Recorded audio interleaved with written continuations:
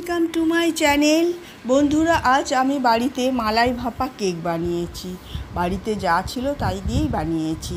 বন্ধুরা, কাচের ছোট বাটির হাফ কাপ সুজি নিয়েছি, 2 চামচে ময়দা, হাফ বাটি নারকেল কোড়া।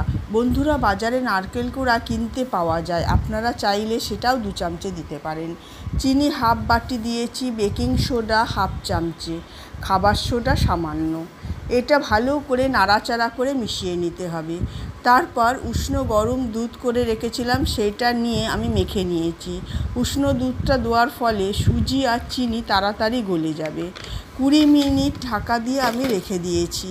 অন্য একটি পাত্রে দুধ ফুটিয়ে 4 চামচের মতো চিনি দিয়েছি, গুঁড়ো দুধ বড় চামচের 1 চামচে দিয়েছি, 1 চামচে কাস্টার্ড পাউডার গুলে নিয়ে দুধটাকে মিলিয়ে ফুটিয়ে ঘন করে রেখে দিয়েছি।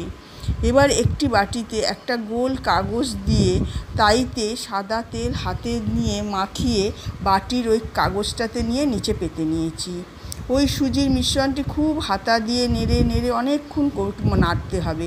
তারপর ওই বাটির মধ্যে ঢেলে দিয়েছি। একটা বড় কড়াই অল্প জল গরম করতে আগেই দিয়েছিলাম। জলটা যখন গরম হয়ে গেছে, ওর মধ্যে কিছু একটা পেতে নেবেন, একটা স্ট্যান্ড বা যা আছে তাই একটা ছোটো মতন পেতে নেবেন। তারপর কেকের বাটিটা বসিয়ে 15 মিনিট ঢাকা দিয়ে বসিয়ে রেখেছিলাম খুব কম আঁচে। একবারও ঢাকনা খুলিনি এবং ভাপটাও যেন একটুও না বেরোয় কোথাও দিয়ে। 15 মিনিট পর আমি ঢাকা খুলে একটা কাঠি ফুটিয়ে দেখে নিয়েছি যে কেকটা হয়েছে কি না। কাঠির গায়ে যদি কিছু না লাগে তাহলে কেকটা হয়ে গেছে। আমার হয়ে গেছিলো, আপনাদের যদি না হয় আরেকটু ভাপিয়ে রাখতে পারেন।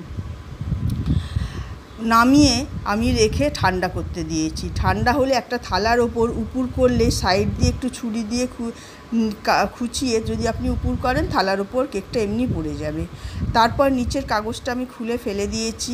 তারপর কেকের উপরটা একটা ছোট কাঠি দিয়ে ফুটো পুরো কেকটাতে করে নিয়েছি, কারণ মালাইটা যখন ওপর থেকে দেবো যাতে ভিতরে যায় বন্ধুরা, আর নরমও হবে।